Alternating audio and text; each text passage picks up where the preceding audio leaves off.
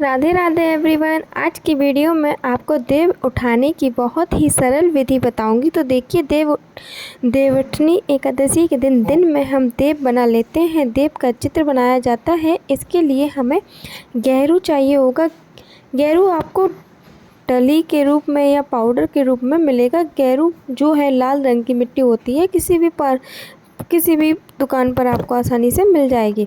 तो यहाँ पर गेरू का पेस्ट हम बना लेंगे। उसके बाद फिर हमें देव बनाने हैं, यानी देवों का चित्र बनाना है। देव आप अपने घर मंदिर के सामने बना सकते हैं। आप चाहें तो आप अपने आंगन में या बालकनी में भी देव बना सकते हैं। देव हम दिन में ही बना लेते हैं और देव रात को उठाए जाते हैं, यानी सूर्यास्त होने के बाद तो देव का जो चित्र है वो दिन में ही हम बना लेंगे। जिस जगह पर देव बनाएंगे उस जगह को अच्छे से हम साफ़ कर लेंगे। उसके बाद फिर हमें देव बनाने हैं। तो देखिए, इस तरह से पहले हम देवों का घर बना लेंगे। हमें पहले देवों का घर बना लेना है। तो हम सबसे पहले चारों तरफ से लाइन लगा लेंगे और ऊपर वी आकार को उल्टे रूप में बना लेंगे। ऊपर हमें वी आकृति से इस तरह का डिज़ाइन बनाना है। उल्टा वी हम बना देंगे। फिर चारों तरफ हमने लाइनें बना दी हैं।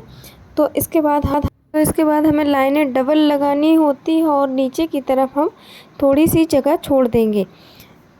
तो बिल्कुल बॉक्स की तरह ये हमें बना लेना है। इसे देवों का घर कहा जाता है। ये देवउठनी एकादशी के दिन जब श्री हरि विष्णु भगवान उठ जाते हैं, यानी देव जब उठ जाते हैं, उसके बाद ही हम शुभ मांगलिक कार्य शुरू करते हैं।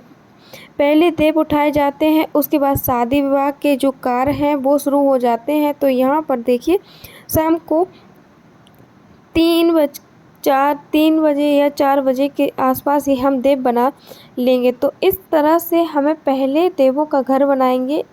इस घर को बहुत अच्छे से हम सजा लेंगे। आप कोई भी पैटर्न इसमें बना सकते हैं, जो भी आपको सुंदर सा डिज़ाइन आता हो, आप वो डिज़ाइन डाल के आप इसको सजा सकते हैं। मैंने यहाँ पर जिगजैग का पैटर्न बना दिया है। अंदर की तरफ इन लाइनों में हम डॉट्स लगा देंगे। तो इस तरह से आसान सा पैटर्न हम बना लेंगे। तो ये भी देखने में बहुत सुंदर सा लगता है। फिर हम देव के हाथ बना देंगे। तो दोनों तरफ हमें इस तरह से हाथ बना देने हैं। हाथ बनाने के बाद जो देव का घर है ये कंप्लीट हो जाएगा। अब देव का घर बनाने के बाद फिर हम इसमें देव बनाने हैं। तो देखिए, हम घर हमने बना दिया है। अब इसके अंदर हम देव बनाएंगे। तो पहले हम स्वास्तिक बना देंगे। आप चाहें तो पहले देव बना सकते हैं या स्वास्तिक बना सकते हैं। आपको जो भी सही लगे आप पहले वो बना सकते हैं। स्वास्तिक बहुत ही शुभ चिन्ह माना जाता है। फिर इसके बाद हम श्री हरि विष्णु भगवान बनाएंगे। तो यहाँ पर हम सबसे पहले भगवान विष्णु की आकृति बना देंगे। आप किसी भी तरह की आकृति आप बना सकते हैं, जो भी आपको ठीक लगे। हमें वो श्री हरि विष्णु भगवान के रूप में ही पूजने हैं। तो यहाँ पर हमने आकृति बना दी है। भगवान की आकृति बनाने के बाद फिर हम तुलसी जी की आकृति बनाएंगे, क्योंकि कार्तिक के महीने में तुलसी पूजन का बहुत ज़्यादा महत्व होता है। तो एक तरफ हमने यहाँ पर तुलसी जी बना दी है, दूसरी तरफ हमें सीढ़ी बनानी है। सीढ़ी जो होती है प्रगति का प्रतीक होती है, ऊंचाइयों पर जाने का प्रतीक है। तो सीढ़ी आप ज़रूर बनाइए। अब हम घर में जितने भी सदस्य हैं उनके सबके पैरों के निशान बनाने हैं। तो पैरों के निशान बनाने के लिए देखिए, आप 8 बना दीजिए। 8 बनाने के बाद ऊपर उंगलियां बना देंगे। ये पैर जैसा ही पैरों के निशान बन जाते हैं। उसके साथ ही हमें एक जोड़ा छोटे छोटे पैरों के निशान एक्स्ट्रा बनाने हैं। आने वाली पीढ़ी के लिए एक जोड़ा ज़्यादा बनाएंगे। तो अब हम कमल का फूल बना देंगे और जो भी शुभ चिन्ह आप बनाना चाहें आप वो शुभ चिन्ह बना सकते हैं। मैंने यहाँ पर कमल बना दिया है। उसके साथ ही मैं यहाँ पर एक चक्री बना दूँगी। फिर हम क्या करेंगे, 2 लाइनें इसके बीच से लगा देंगे। तो ये जो हमने दरवाज़ा टाइप बनाया है, ये जो जगह थोड़ी सी जो दरवाज़ा है, इससे 2 लाइनें हम बाहर की तरफ लगा देंगे। ये एक रास्ता बनाते हैं। आप चाहें तो इसको घर के मुख्य द्वार से जोड़ सकते हैं या थोड़ी सी दूरी तक आप ये बना दीजिए। अब देखिए, देव हमारे बन गए हैं। देवों के घर में देव बनाना और ये जो पद चिन्ह हमने बनाए हैं, पैरों के निशान बनाए हैं, यह बनाना ज़रूरी होता है। इसके अलावा आप कोई भी शुभ चिन्ह बना सकते हैं। फिर देव बनाने के बाद घर में जितने भी दरवाजे हैं सबके सामने 5-5, 7-7 डॉट हम इस तरह से लगा देंगे। तो आप इस तरह से घर के सभी दरवाज़ों के सामने डॉट लगा दीजिएगा। इस तरह से हमारे जो देव हैं वो बन जाएंगे। देव की आकृति बनाने के बाद जब ये थोड़ा सूख जाए उसके बाद हमें कुछ सामग्री इसके ऊपर रखनी होती है। तो अनाज हमें ज़रूर रखना है। अनाज रखने के बाद हमें मूली लेनी होगी, तो पत्ते वाली मूली हमें लेनी है।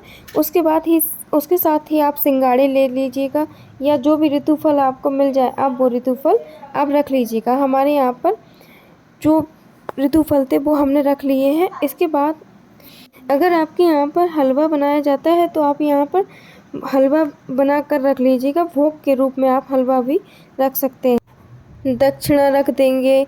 आप चाहें तो आप खीरा, बैगन, मिर्ची, आप जो भी सब्जियां इस मौसम की होती हैं वह सब सब्जियों को हमें रखना होगा। तिल बतासे हमें ज़रूर रखने हैं। और गन्नों, देखिए हमें बड़े बड़े से गन्ने लेके आने होते हैं। इस दिन गन्नों का मंडप बनाया जाता है, तो आप मंडप ज़रूर बनाइएगा। तो आप जो भी छोटे गन्ने हैं तो आप छोटे गन्ने रख लीजिएगा।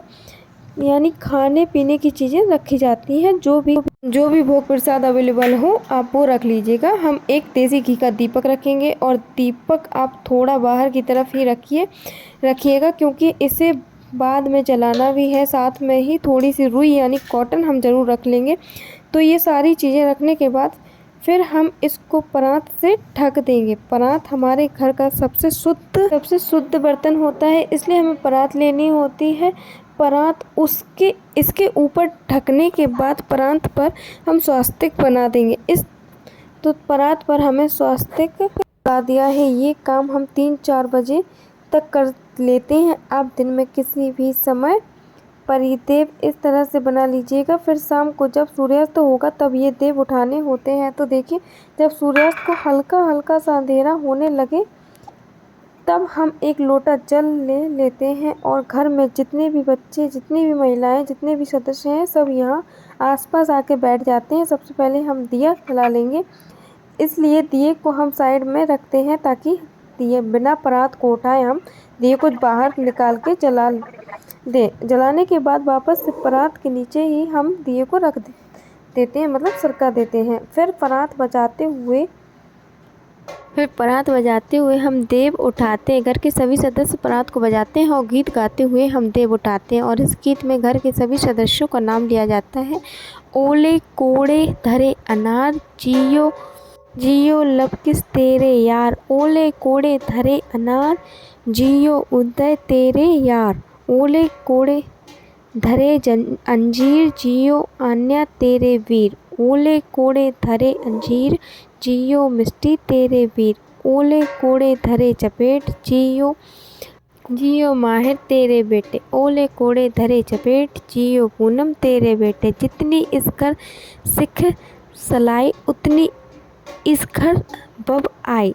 जितनी खूंटी टाटू सूट, उतने इस घर जन्मे पूत। जितने इस घर ईंट ओढ़े, उतने इस घर हाथी घोड़े। उठो नारायण देव नारायण, चल चना के खेत नारायण।